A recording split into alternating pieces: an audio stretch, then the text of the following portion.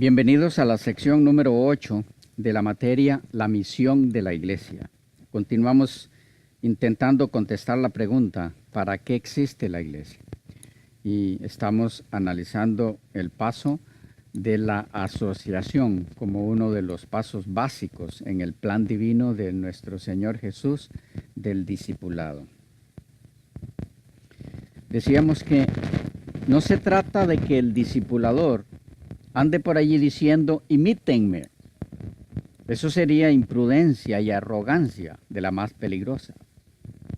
De lo que se trata este principio es de la realidad ineludible de que siendo que el plan del discipulado se basa en la relación maestro-alumno, es inevitable que el alumno imite al maestro en su vida.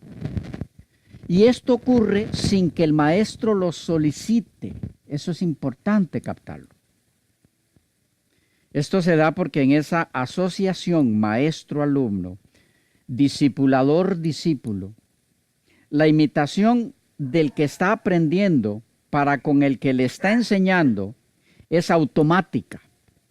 Por lo tanto, el resultado de esa asociación no es otra cosa que la transferencia de la vida, que también es automática. Esta realidad puede verse palpablemente en los hijos hacia los padres o tutores, con quienes viven constantemente en asociación. La imitación es automática en su lenguaje y en su tipo de vida en general. Esto sin que los padres lo soliciten. Ahora bien, el discipulador sensato, debidamente ubicado, sabrá que lo que se espera de él o ella es semejanza con la vida del Maestro Supremo, a fin de que esa imitación ineludible, al darse, no esté haciendo otra cosa que induciendo al que está siendo discipulado a imitar al Maestro, nuestro Señor, reflejado en la vida del discipulador que lo representa. El apóstol Pablo tenía esto muy claro. 1 Corintios 11:1. Sed imitadores de mí, así como yo de Cristo. En otras palabras, hagan lo mismo que yo hago, imitar a Cristo. Vamos captando el punto. Notemos con cuidado que él en ningún momento dice, no me imiten a mí. Pero tampoco dice, el modelo soy yo.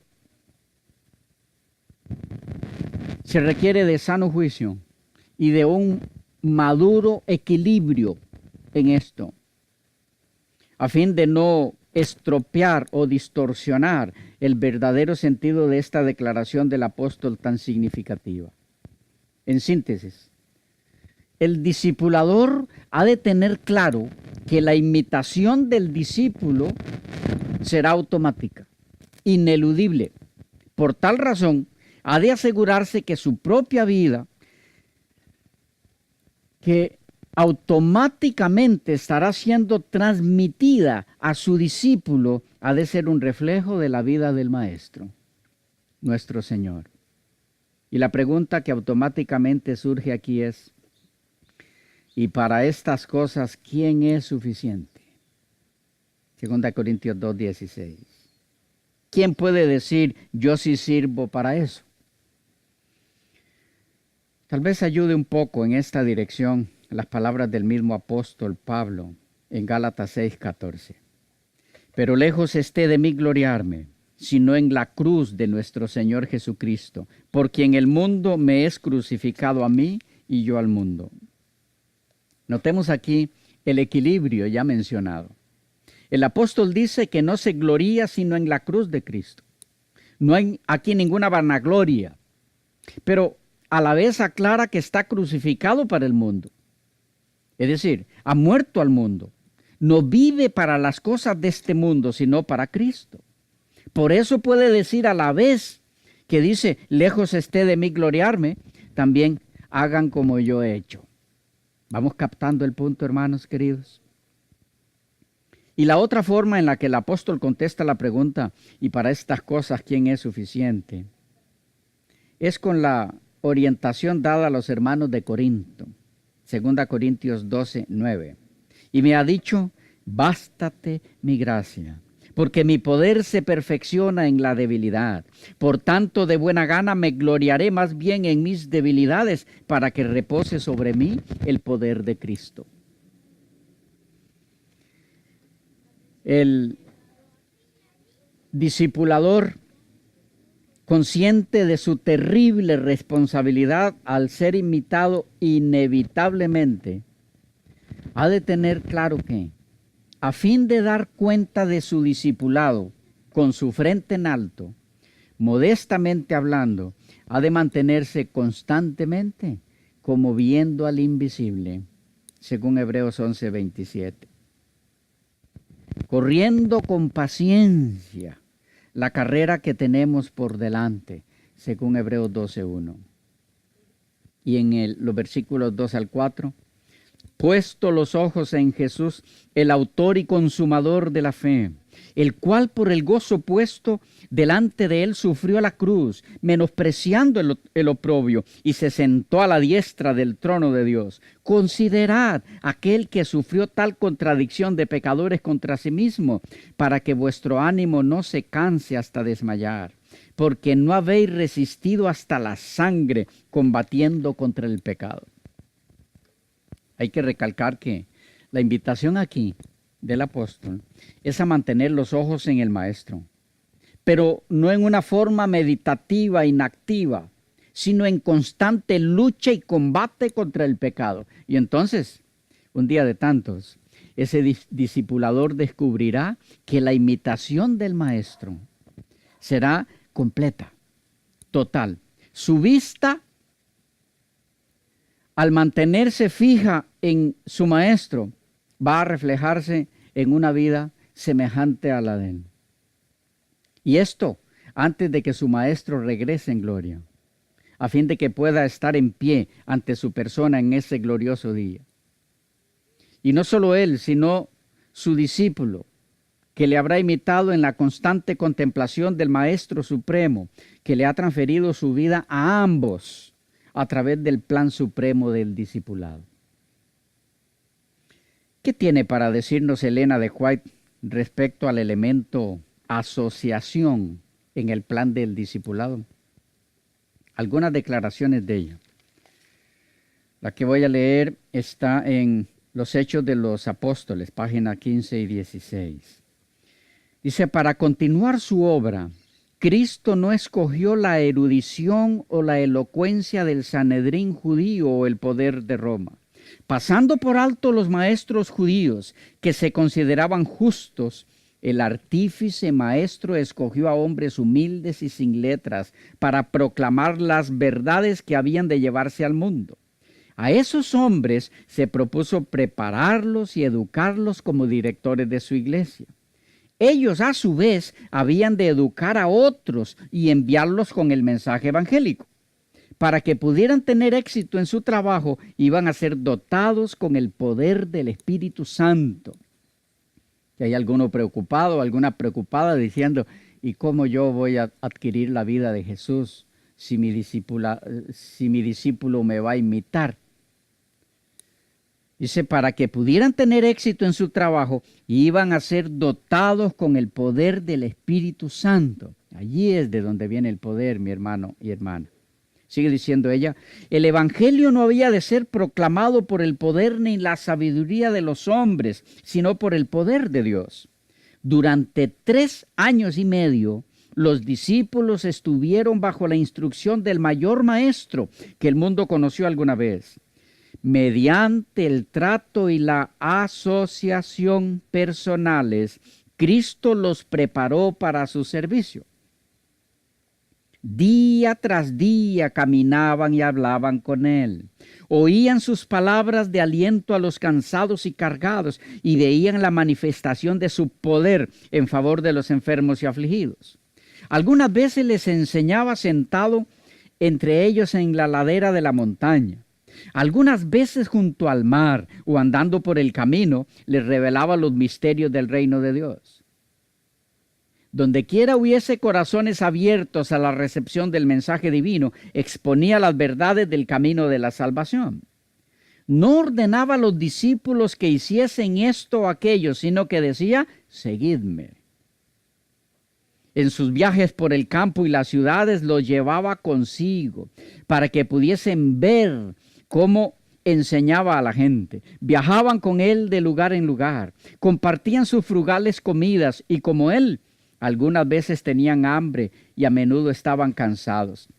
En las calles atestadas, en la ribera del lago, en el desierto solitario, estaban con él, le veían en cada fase de la vida. Podemos captar cómo el elemento asociación era clave en el ministerio de Jesús, según lo describe Elena de White. La siguiente está en Consejos sobre la obra de la escuela sabática, en la página 81 y parte de la 82. Dice, en toda enseñanza verdadera es esencial el elemento personal. En su enseñanza, Cristo trató individualmente con los hombres. Educó a los 12 por medio del trato y la asociación personal. Sus más preciosas instrucciones fueron dadas en privado y con frecuencia a un solo oyente.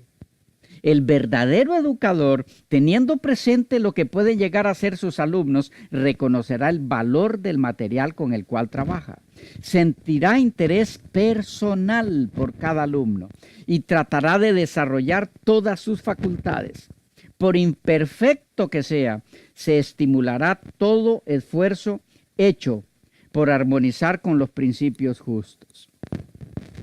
El apóstol Juan, leo en este caso, la edificación del carácter, página 60. El apóstol Juan pasó sus primeros años en compañía de los incultos pescadores de Galilea.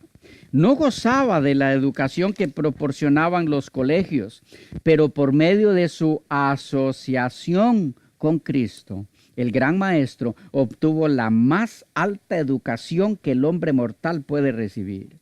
Bebía ávidamente de la fuente de sabiduría y luego trataba de guiar a otros a esa fuente de agua que salta para vida eterna. Podemos continuar mirando cómo este principio es claro en los escritos de Elena de White.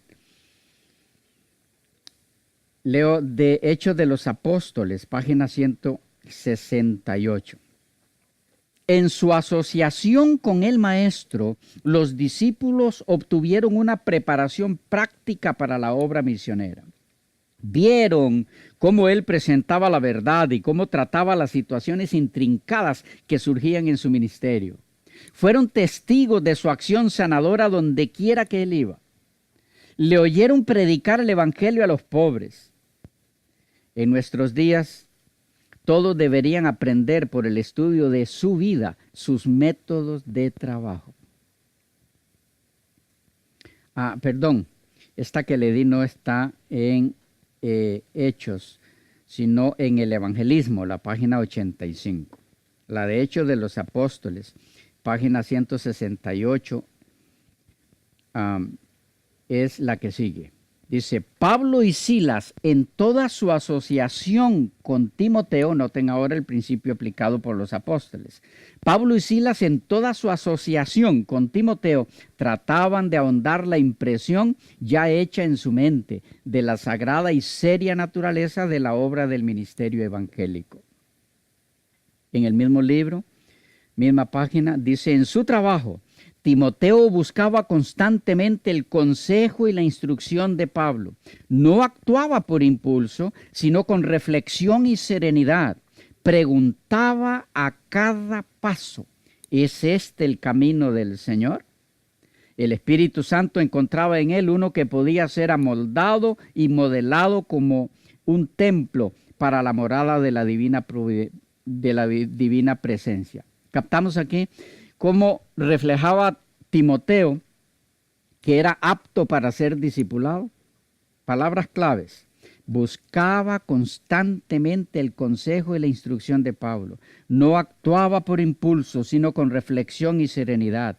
Preguntaba a cada paso, ¿es este el camino del Señor? En relación con la necesidad de la transferencia de la vida del maestro al discipulador actual y de este a sus discípulos, y de la preocupación que hay en algunos discipuladores, una preocupación sincera en el sentido de quién es capaz para esto. También dijo algunas cosas ella. En este caso,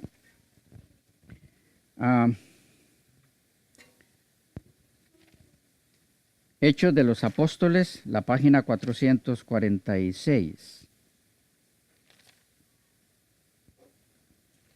Dice así: en la vida del apóstol Juan se ejemplifica la verdadera santificación. Durante los años de su íntima asociación con Cristo, a menudo fue amonestado y prevenido por el Salvador y aceptó sus reprensiones. A medida que el carácter del Divino Maestro se le manifestaba, Juan vio sus propias deficiencias y esta revelación le humilló.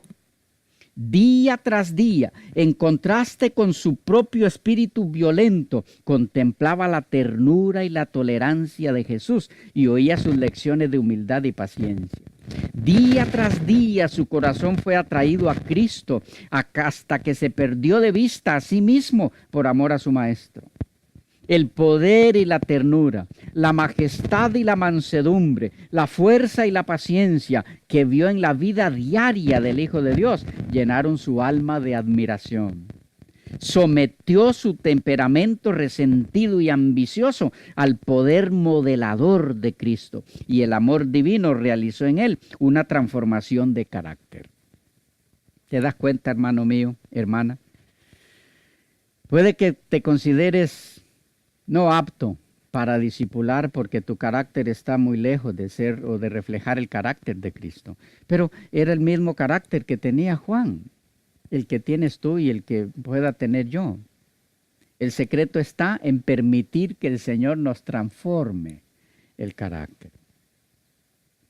Sobre la necesidad de los discípulos más jóvenes de valorar la experiencia de los discipuladores de más tiempo en la obra de Dios y de sujetarse a sus consejos, también tiene ella algunas lecciones para nosotros. En el mismo libro mencionado, la página 459 dice: la más tierna consideración debe abrigarse hacia aquellos cuyos intereses durante toda la vida estuvieron ligados a la obra de Dios. Esos obreros ancianos han permanecido fieles en medio de tormentas y pruebas. Pueden tener achaques, pero aún poseen talentos que los hacen aptos para ocupar su lugar en la causa de Dios.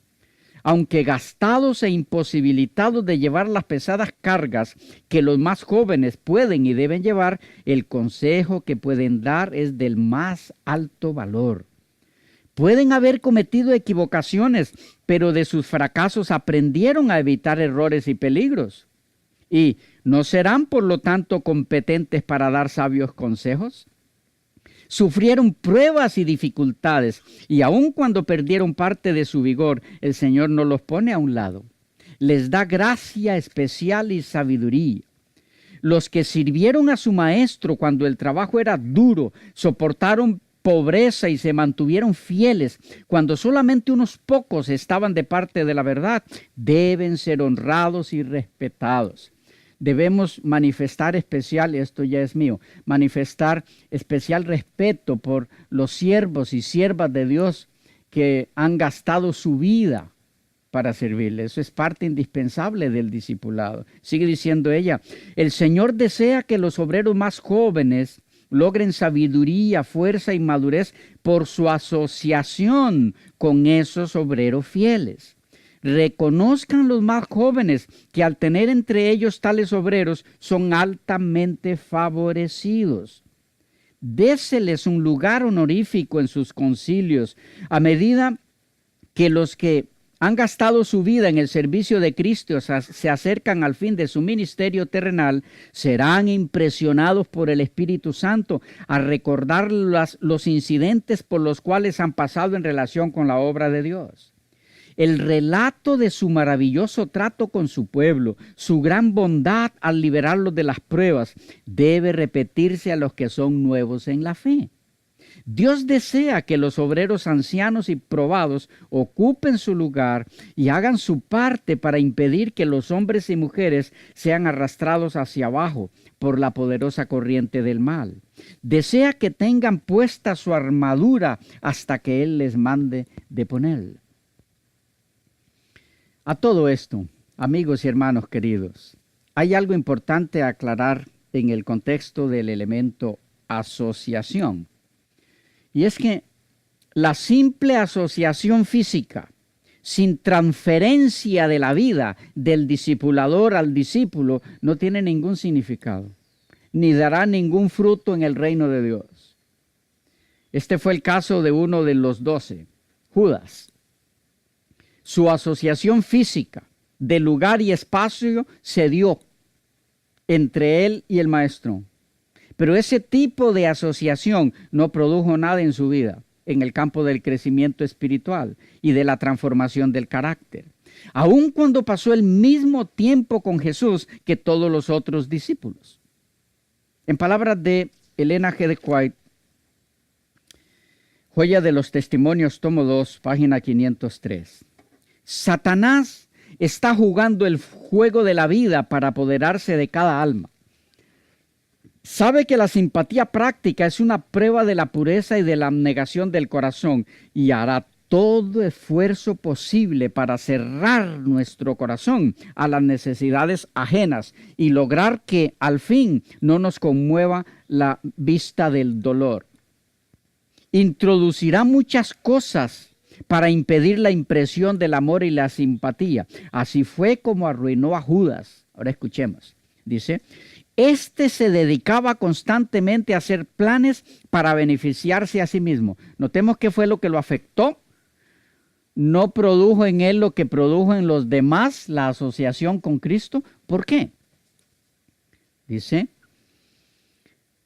se deleitaba constantemente a hacer planes para beneficiarse a sí mismo.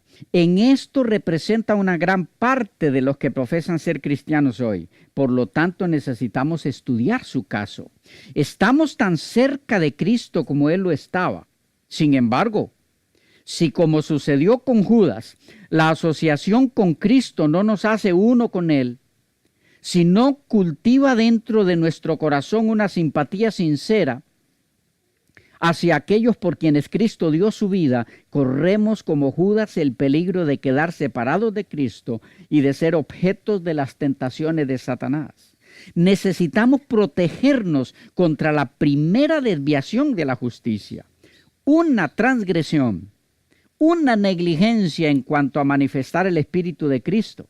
Abre el camino a otro y aún a otra hasta que la mente queda dominada por los principios del enemigo.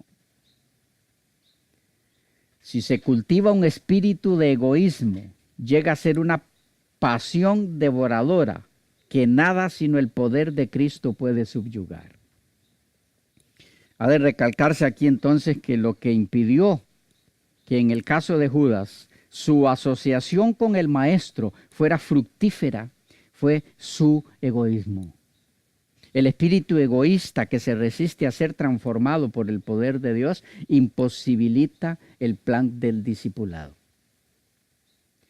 ¿Y qué de la inquietante pregunta de los discipuladores que sienten que les falta mucho para reflejar la vida de Cristo?